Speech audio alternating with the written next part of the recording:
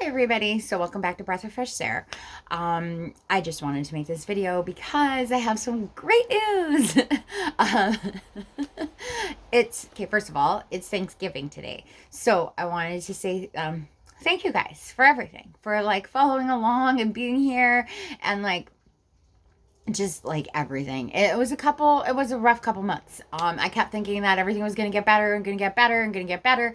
And like, I kept trying to create this momentum and it didn't stick. It just wouldn't. The crazy thing about depression and bipolar, and it turns out that like, there's more diagnoses that are coming, right?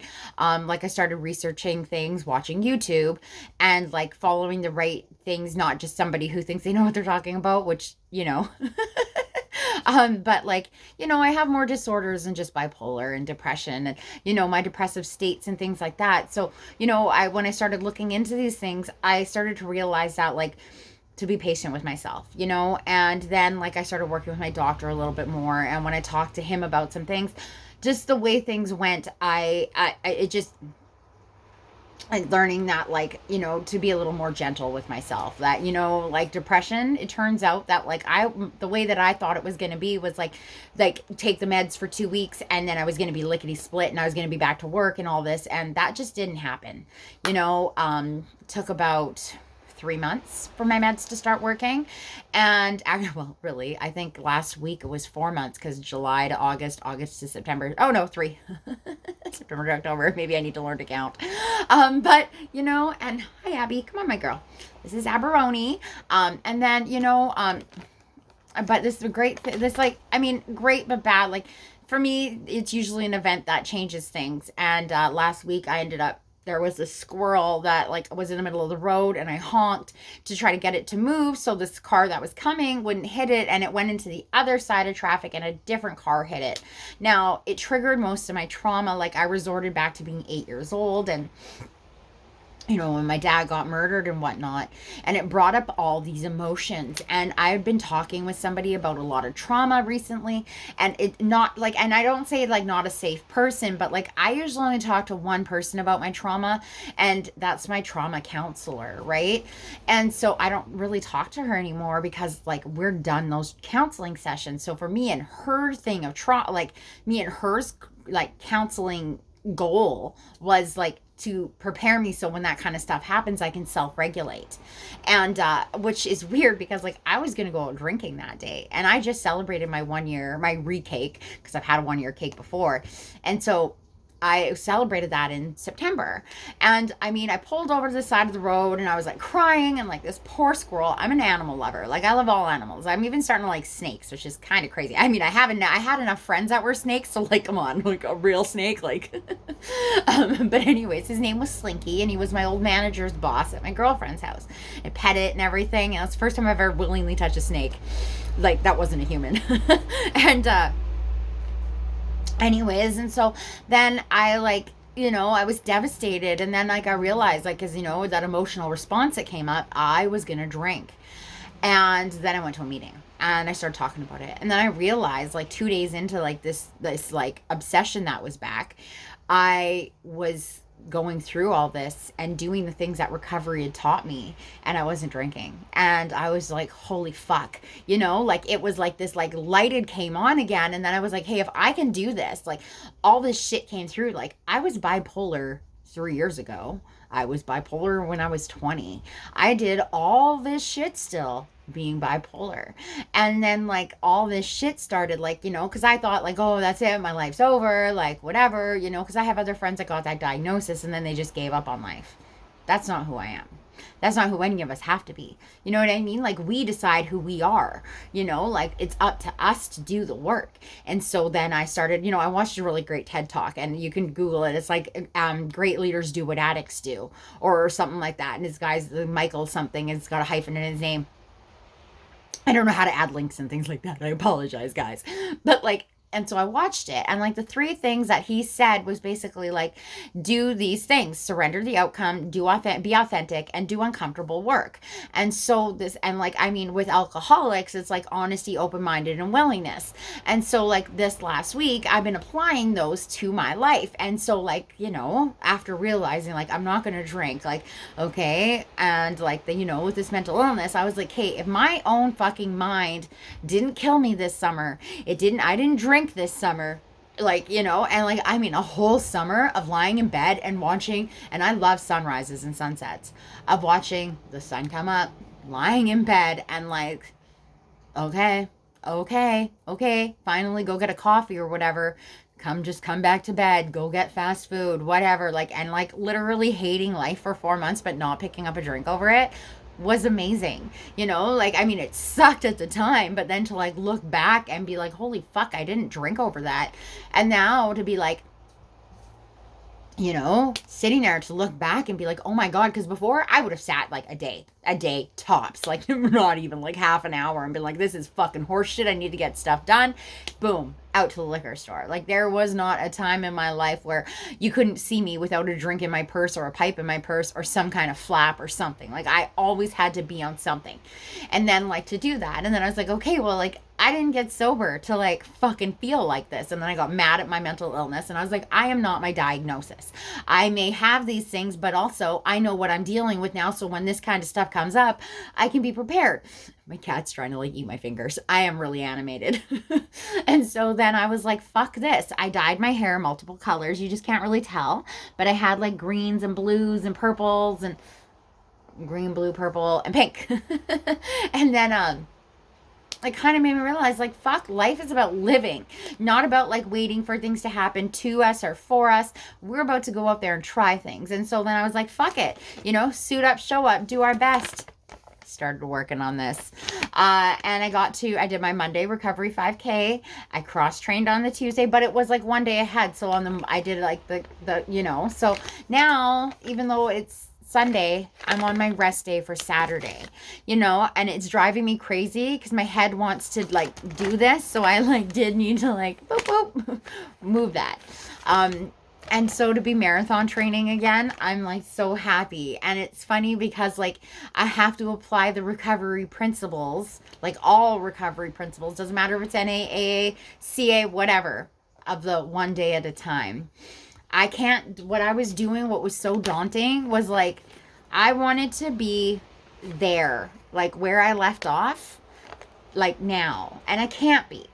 I spent four months like in my head 4 months in bed, but it's like really like because July, August, September, October, but like really I spent 3 months in bed, but not so inactive that like when I even hike, my muscles are like, whoa bitch, what you doing? And it's like, no, like, be gentle, be kind with ourselves, be compassionate, like whatever we exhibit to others, we must do for ourselves first, so we know what that looks like and what that feels like. And so then I was like, okay, well, I know how I can treat all my friends, so why not fucking do that for myself? And then I started watching like all the videos that I used to do and whatever, like my Meth Addicted to Marathon Runner that I did with the Total Transformation Tribe on YouTube with like Brooke. And like, dude, like I had forgotten like all this shit, and like depression makes you have memory loss. I totally didn't know that. I thought there was just like, oh, this is it. Sarah's like starting to fucking feel all the repercussions of her meth addiction. But it was like, I'd forgotten that she came to Toronto with me. Like, I'd forgotten what good friends I had. And then I was sitting in my kitchen yesterday, standing, and I started crying. I was like, I have been so loved by people for the last however long that like, I couldn't even see it, because I wasn't able to love at that capacity, like love others. So I couldn't see how much others love me. And like all this stuff has just been crashing through this last little bit that like I'm starting to feel, and I'm starting to cry, and like it's beautiful, right? Like, I don't care that it took me 8 years to get here. The fact is that like I finally got here, even if it's just for right now, even if it's just for today, like they say. I'm just grateful that I got to feel this at one point in my life. And that's why I want to post this one, is because you guys, like, this is like what we're working towards, right? Like, My walls, my friend said this, my walls were 10 feet, like 1,000 feet fucking high, and they were bomb proof. They weren't even fucking bulletproof. Nobody can get through those things. And he was like, if anybody gets through them, good fucking luck. He's like, you'll beat the shit out of them when somebody gets through. I was like, good. Then they'll fucking know not to try to get in. So I was a little hard to love. I get it. And I didn't want it either, right? And it's like, and people just were so patient and so kind and so like understanding, right? And maybe they weren't even understanding. Maybe they just were like, fuck, that's Sarah. But now it's like, I forgot where I was going with that. No, I don't. It's like now it's safe. Now I know that people were waiting because like some things are worth waiting for, right? And it's like I never thought that that person that was worth waiting for would be me. I just really didn't. And it's like, I always knew something inside of me was like loving and kind. I was just so scared to let her like come out because she could get hurt. But then I saw a couple of my friends that were like suffering this week, and they were where I was a couple weeks ago or a couple months ago.